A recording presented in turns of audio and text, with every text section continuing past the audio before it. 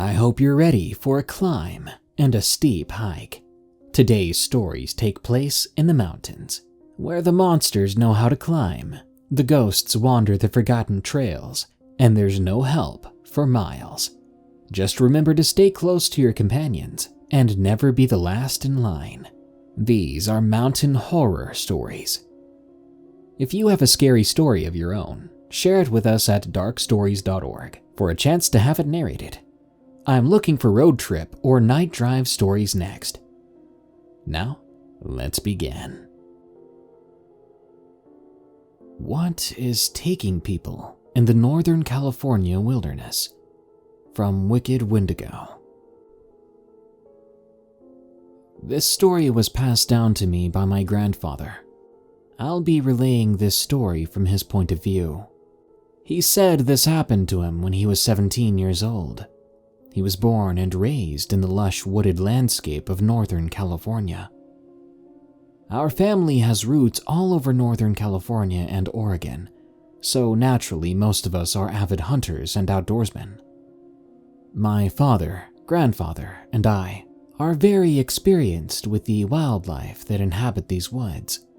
So what my grandfather encountered in the woods of NorCal back in 1968 is something still debated amongst our family. It was late spring in 1968. My senior year of high school was coming to a close, and I couldn't help but reflect on the last 4 years of my life. So much had happened. My childhood best friend, Greg, had gone missing on a hunting trip 2 years prior. No evidence had been found that could help determine what had happened to him. Local law enforcement eventually gave up searching. All that was left of Greg were my memories and his face with the word missing plastered all over our small town. From the day he vanished, I spent every weekend scouring those darned woods, hoping I could do what all the trained professionals couldn't. I needed some kind of closure. I needed to know what happened. Listen, son. I don't expect you to believe me, no one ever does, but you know Pop would never lie to you. Just don't put me in one of those crazy person homes after this. I'm not crazy, my grandfather told me as he chuckled and cleared his throat. Okay, here's what happened. A long week of school had wrapped up. With college applications and testing coming up, it was hectic, to say the least. I didn't worry too much, honestly. I was focused on finding Greg. Even after all the time that had passed, I still had hope that he was out there. Looking back, I know it wasn't hope I was feeling.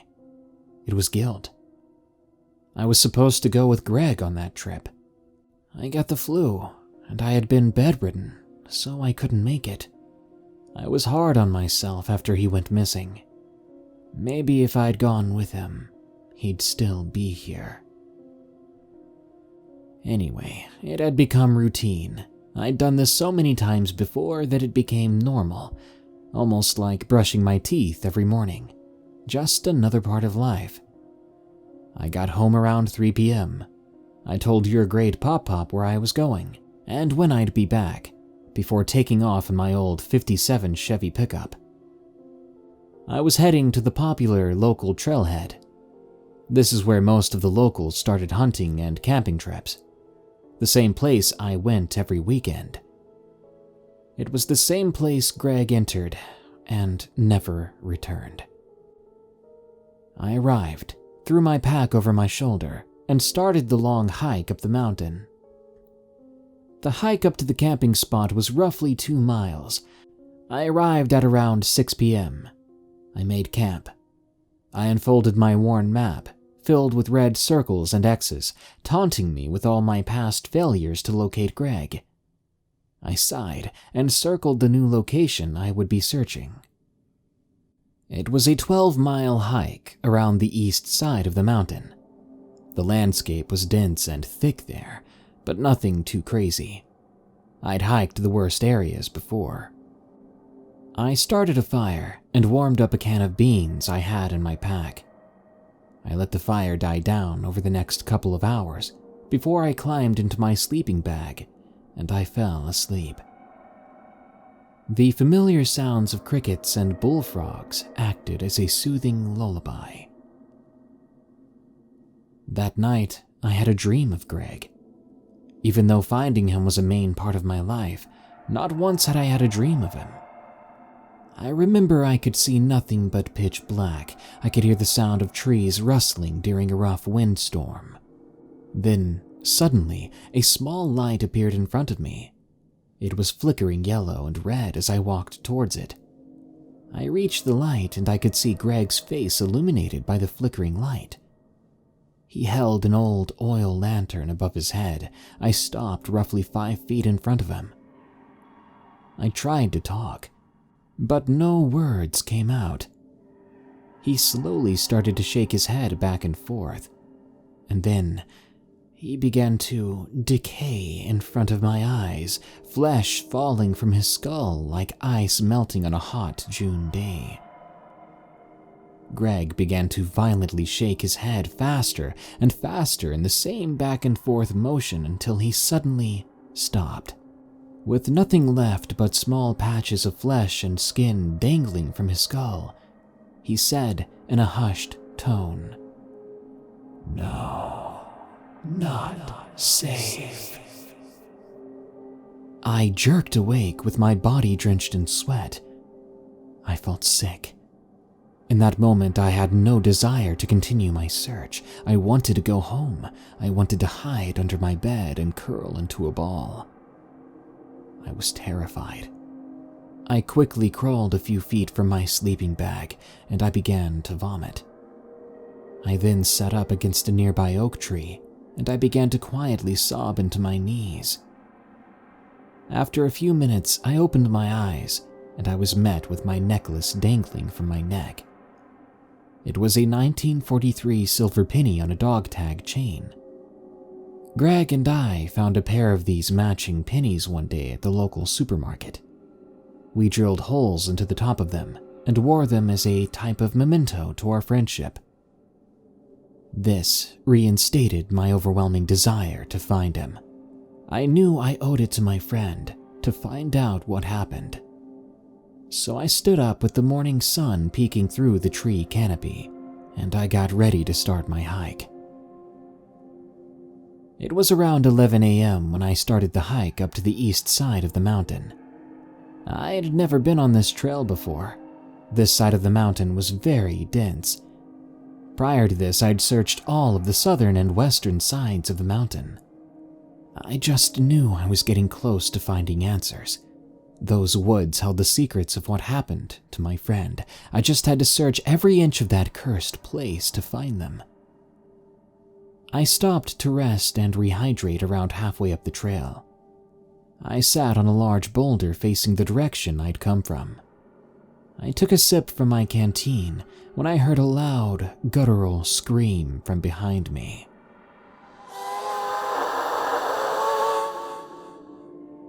It was far away, but I felt uneasy seeing as it came from the direction I was heading to. I told myself it was a mountain lion, and that I needed to stay vigilant. All I had on me was a large buck knife for protection. I stood up and began hiking again when I heard the scream once more. It was a bit closer this time, but still fairly far away. I stopped walking to listen. My anxiety grew, and Greg's words just kept echoing in my mind. No, not safe. I took a deep breath and continued on. I couldn't stop. I reached the 8-mile mark around 4 p.m. I'd been hiking for 5 hours, and I needed to start heading back to make camp before dark. I walked around the area to scout a camping spot for next weekend. As I still had 4 miles of this trail left to search, finding an adequate spot, I stopped and leaned against a nearby tree and began to unfold my map, when I heard something unbelievable. Now listen, this is the part where stuff gets crazy, so listen closely and save your snarky remarks and eye rolls for the end. My grandfather said to me, I chuckled and leaned in, now fully invested. My grandfather's face went serious, and he began again. Something called my name. Tommy. It was Greg's voice. I jolted around quickly to the direction I'd heard it, my eyes frantically scanning from tree to tree trying to locate the source. My eyes filled up with tears as my brain was attempting to rationalize what I heard. Then I heard it again, but this time from behind me. Tommy. I turned around and was instantly met with a sharp pain on the right side of my head. I fell to the forest floor. My vision started to fade in and out until all I saw was black. As he told this story, tears started to well up in my grandfather's eyes. I knew he was serious. I'd honestly never seen him so worked up. Okay, I just need a moment to calm down before I continue. He took a minute to regain himself and began again talking with a shaky voice. I don't know how long I was unconscious, but when I awoke I was met with pitch black dark. The wound on my head throbbed with pain. It was tender to the touch. I touched my face and realized dried blood was running down the side of it and along my neck. I sat up and attempted to adjust my eyes to the dark. I was hit with an overwhelming smell of blood with an underlying hint of sulfur. I scanned my surroundings, looking for anything that wasn't darkness. I spotted something to my right. It was dull blue light accompanied by a faint flicker of yellow and red. Deja vu hit me hard. I remembered my dream from the night before. Surely I wasn't dreaming. The pain I felt was very real. I struggled to stand. Once on my feet, I fell to my right and hit a rocky surface. It was apparent now that I was in a cave. My anxiety heightened as no maps of the area showed caves. I put all these thoughts in the back of my mind. I had one goal at this point: getting out of the cave. I made my way towards the light, using the cave wall to help balance myself. I could not put much pressure on my right ankle. Blood was slowly dripping from my right pant leg, but I pressed on. I could see the light more clearly now. It was coming from the mouth of the cave. I could even see the dull blue moonlight shining brightly with the occasional yellow and red flicker peeking from the bottom of the cave mouth. As I reached the cave mouth, I slowly stumbled out onto a cliffside edge overlooking a small valley. I could make out the mountain I'd been hiking in the distance in front of me. I was shocked. How in the world did I get here? I looked down into the valley and noticed a large bonfire with a tent near it. That explained the flicker from before. I could see two men lying on the ground. I assumed they had gotten pretty intoxicated and fell asleep outside. I turned to find a way down the ledge and into the valley. I needed to get down there and get some help. I found a small trail that led down the cliffside, but something caught my eye as I scanned the ledge. Personal belongings were scattered across the ground, leading into the cave. Torn shirts, old shoes, tent poles, even a child's teddy bear. I felt uneasy seeing all these intimate items just lying around. Then my eye caught something reflecting the moonlight. I walked over and picked up a dog tag chain from the dirt. My heart was pounding. I could hear it in my ears. With my hand shaking, I ran my fingers across the chain until I found something round at the end. Then I reached for my necklace. It was still around my neck. A mix of dread and joy filled my body. I wanted to jump and cry at the same time. Greg was here, or he was at one point. I called into the cave in a hushed tone. Greg, are you in there? I started to wobble back into the cave when I heard a loud crashing from the valley below.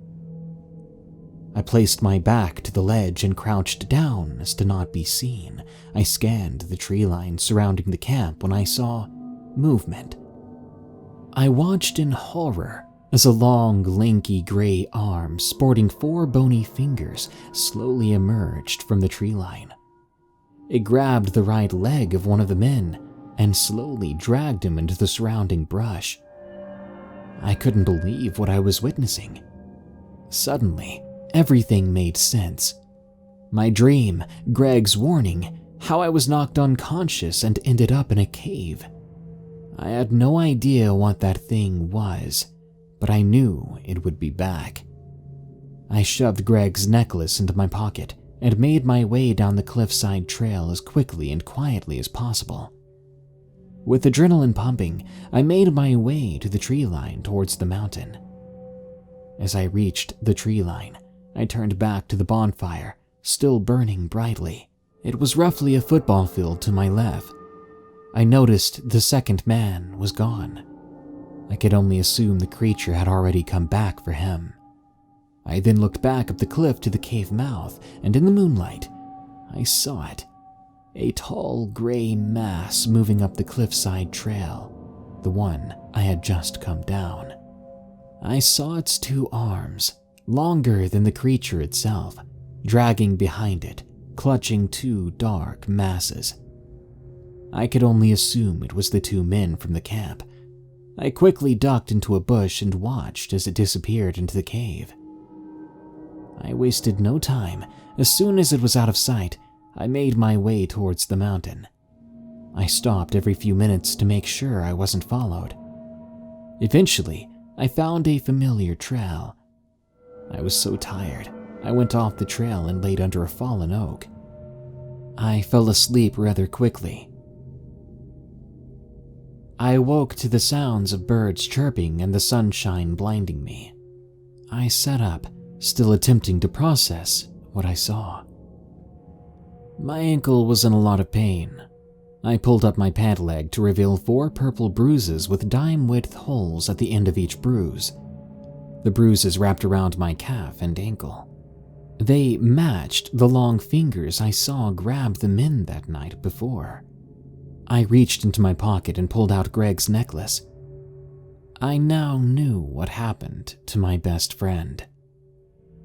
Whatever that thing was, it took him, and it almost took me. Judging by the items I saw at the entrance to its home, it had taken many others as well. I made my way up the trail and eventually back to my truck. When I arrived back home, I told your great Pop-Pop that I had a run-in with a small black bear. We went to the hospital to get my head and leg checked out. I knew that lie was the only way I would stay out of a mental institution. You couldn't just go around claiming to see those types of things back then. Regardless, I finally had closure and a newfound respect for the unknown. I don't know what it was that took my friend, but I know I never returned to those woods. I graduated high school, and eventually I moved here and met your grandma. As my grandfather wiped tears from his eyes, he reached into the collar of his polo shirt. He pulled out an old, slightly rusted dog tag chain necklace with 2 silver 1943 pennies dangling from the end. He smiled, tucking them back into his shirt. He looked me dead in the eyes and said, "Son, some things are better left alone." It was born with me. From Jake W. I'd like to preface this by saying I'm still quite a young guy, being sub-20. I'm definitely not a writer or creative enough to come up with some scary story, but I do ask that you believe me when I tell you that everything in this story is true. Now, it all started when I was born 16 years ago. I live in a very small town in southern Utah, so small that unless you really go looking, You won't find it on any map. Ever since I was young, I've had a very strange connection with the paranormal. When I was an infant, I would lie on my back and look in the sky, tracing figures with my fingers. My grandfather was a pastor, and he thought I was communicating with angels. He was wrong. Fast forward to when I was just figuring out how to talk. Still a very limited vocabulary, but enough to get my point across. My family and I were riding in the mountains, specifically a small mountain range known as the Bald Ridges, because a plane crashed there and burned all the trees on the mountain. When we were driving on the dirt road back, I was sitting on my mom's lap, when all of a sudden, I started screaming, "Mommy! Mommy, make him stop laughing!" My brother pulls over to the side of the road, then speeds off, claiming that when he stopped, he heard footsteps outside his driver's side door. Obviously, I do not remember this firsthand due to my age, but everyone in my family tells it the same way. They even went back to the road the next day. We took pictures of what appeared to be utterly unnatural footprints that some creature left behind. They're still in my father's closet. But that was only the beginning. Strange occurrences continued to surround me. One evening, while my family was sitting in the living room watching TV, I started mumbling, "Where's Dorothy?" My mother figured I had an imaginary friend or something of the sort, but my dad's face flushed pale. Dorothy was the name of my father's stillborn sister. He never talked about it, as he was young when it happened. No one in our family even knew about it. So, how had I? Another strange occurrence happened when we were driving home from the city, grocery shopping and such. We were maybe 5 or 10 miles out of town. All of a sudden, a wolf walked out in the middle of the road. My father slammed on the brakes and this wolf just stood there. Now, we don't have wolves here in southern Utah, so we figured maybe it was domesticated, and that's why it was so calm to our vehicle. But something was off. Then, I swear to God, it smiled. It looked right at me and smiled. Then it casually walked off the side of the road into the darkness. There are too many encounters to name and talk about, but the final and the most important happened one night before my brother died. We were in the Bald Ridges once again. My brothers and I were cruising around the mountains. I was in the back seat, my 2 brothers in the front. Now, cattle ranchers own the better half of the mountain, allowing their cows to roam and feed on the grass. So it's not uncommon to see cows on the road at night. But out of nowhere, we started hearing hooves hitting the grass, like a stampede. All the cows were running from something. And then we heard it, a blood-curdling screech shouting from the bushes.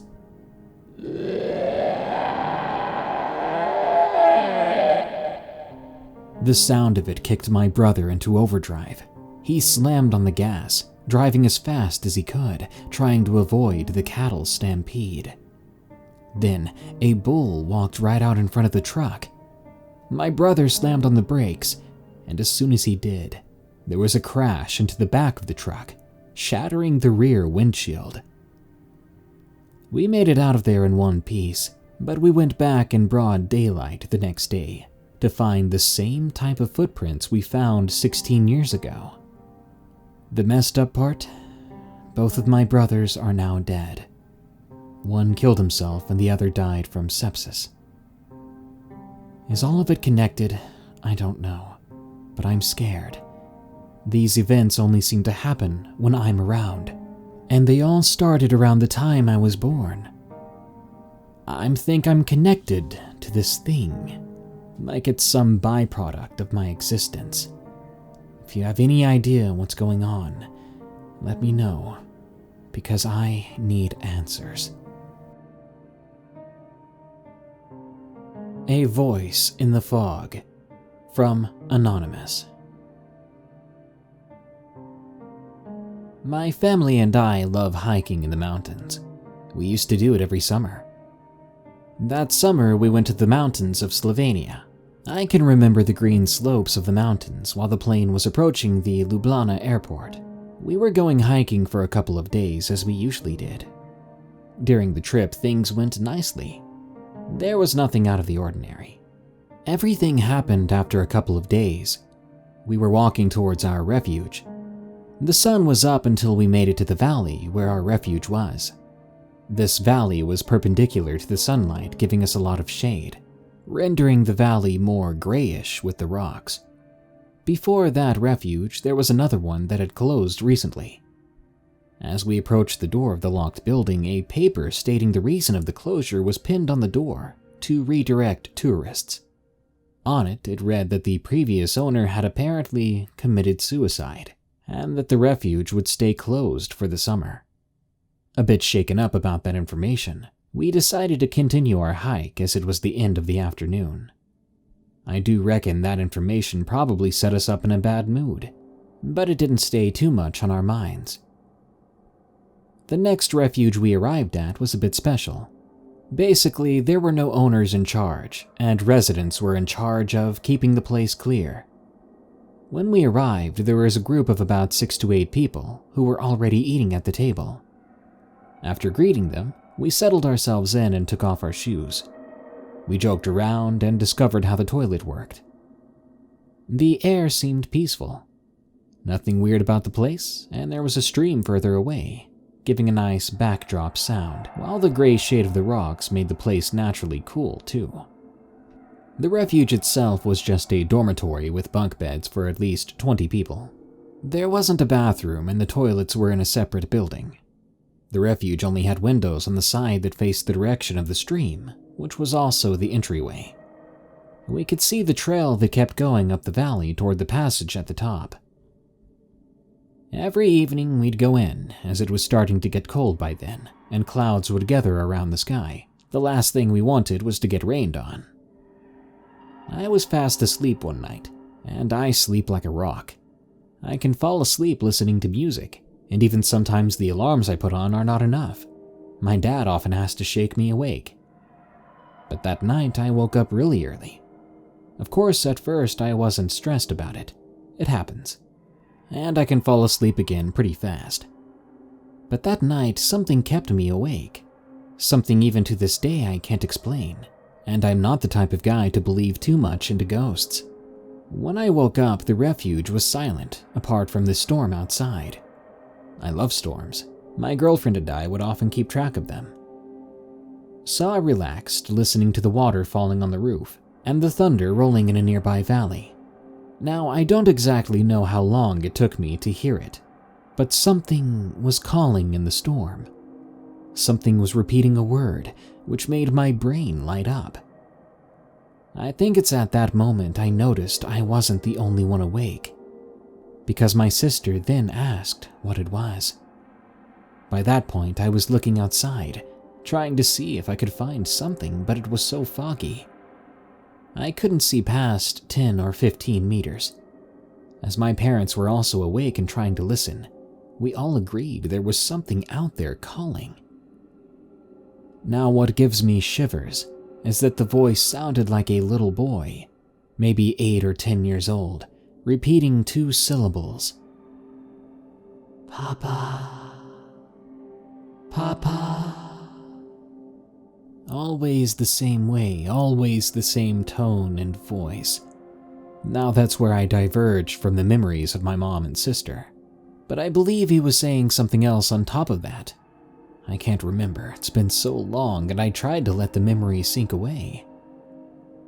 Now, I wanted to stay in the refuge, in our safe spot. I didn't want to go into the storm, but I watched my dad, afraid that he would jump up and try to go outside to the boy. But I didn't want him to move either. I was tensed up, the fog getting more dense and dense.